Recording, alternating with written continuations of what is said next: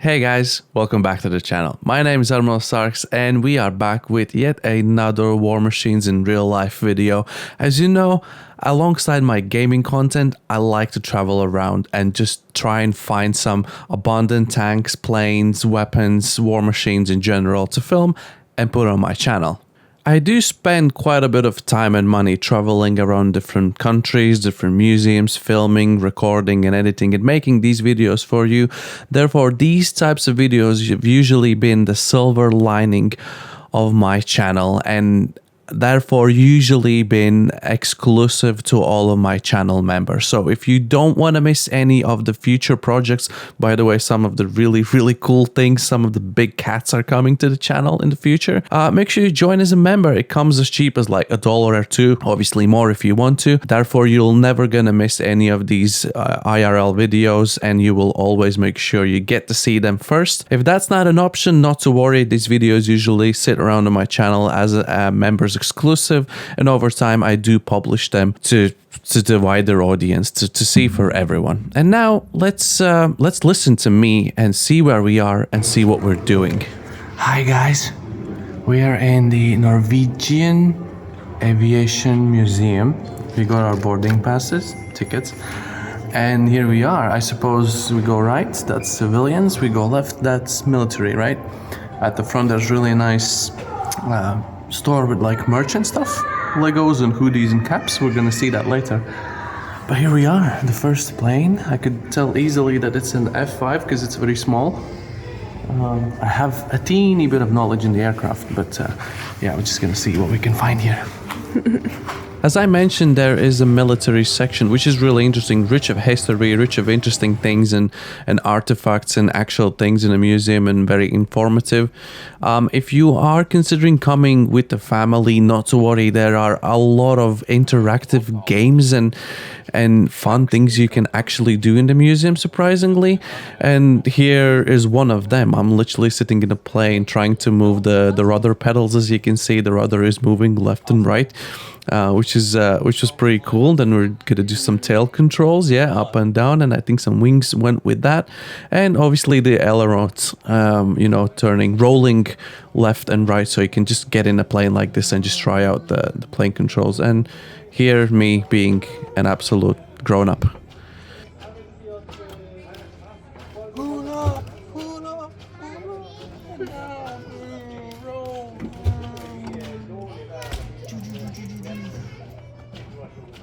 I like this place.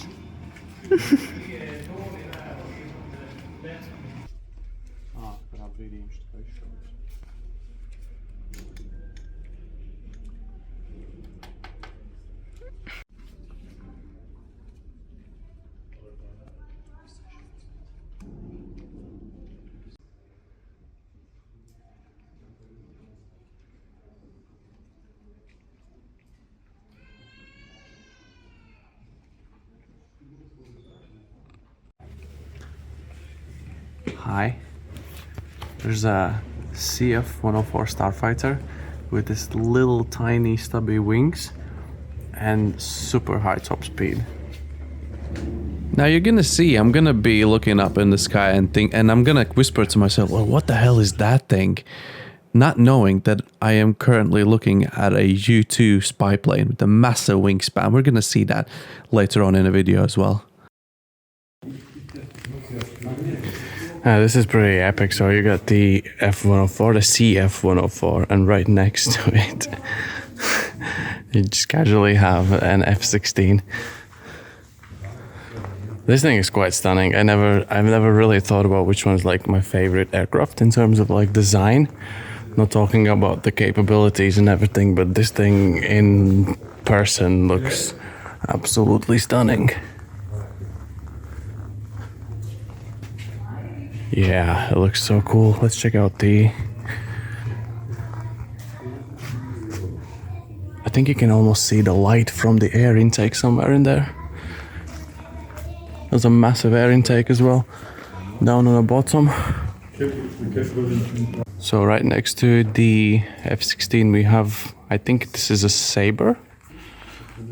We can have a nice look, nice profile look here on the F-16. I want to go out and check that thing. I think that thing's something British. I should probably know, but I don't. And this is definitely F-86 F Sabre. Really cool, really cool, really cool. Massive as well. Huge air intake, some cannons. Looks good. Looks good.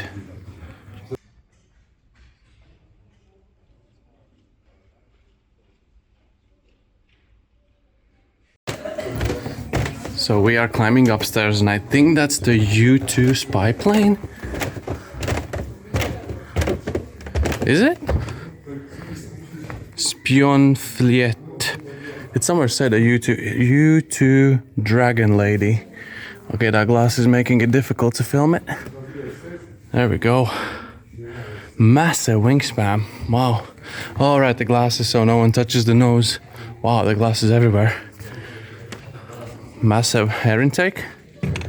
And it's, wow, it's really big. So 104, F-16 in the background. What a place.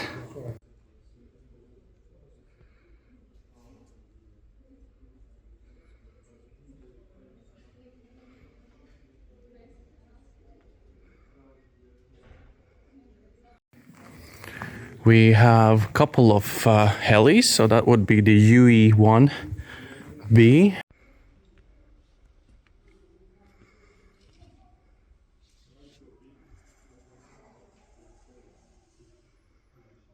And this one seems to be much more, slightly more modern, I would say, probably.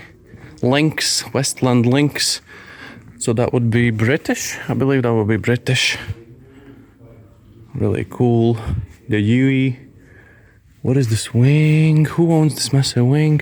Oh, that's the big whatever thing downstairs. Okay. Oh my god, this is in real life. What? The PBY Catalina. That's the massive wingspan we saw when we were upstairs. So you can see the... Oh wow, you can actually freaking see inside of it.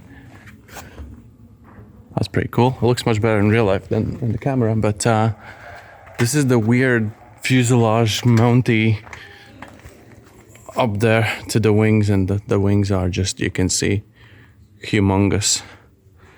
Nice, Catalina in real life. Let's go.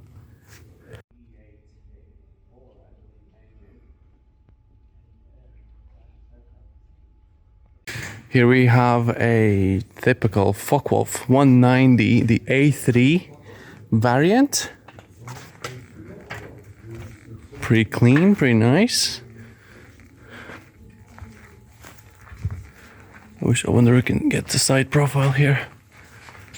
Yep.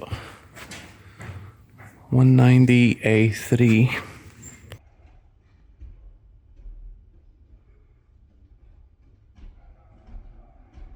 So here you have the Supermarine Spitfire Mark 9. For some reason, this thing is much bigger than I ever imagined in my life, but it is absolutely massive. The props are huge.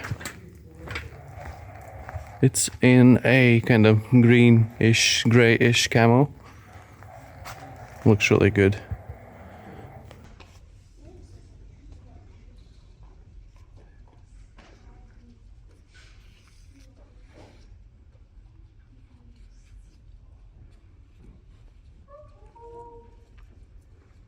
There's the Messerschmitt Bf 109 with the typical yellow nose, some cannons. We got 3 blades on the prop. Very tight in there. Like, you barely have any room in there. Like, a bit claustrophobic, I would say. Cool camo though. There's the Bofors 40mm pow pow pow. Cool.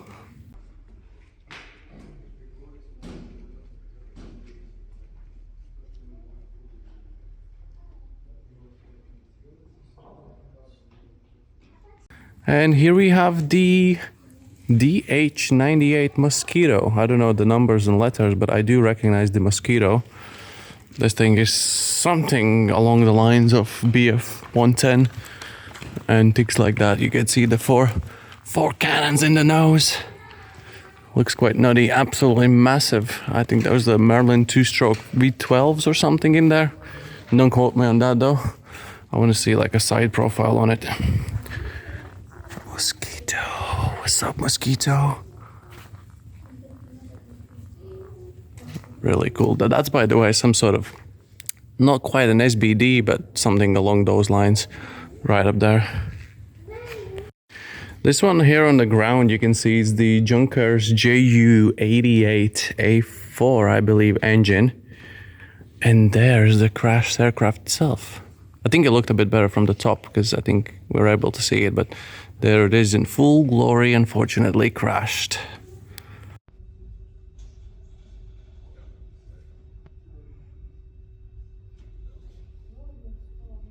This is only a model, but you can see there's a Junkers Ju-87 on a dive bomb, modeled nicely with the bomb released. I just need to pull up. Wasn't ready to see a Flak 88 in the Aviation Museum, but I suppose it only makes sense we see it in here. Oh man, so much bigger than like... Okay, it doesn't quite fill the picture, I can't get too close to it. But like, it is huge. Yeah, and there's that crashed 88, Ju-88 up there again.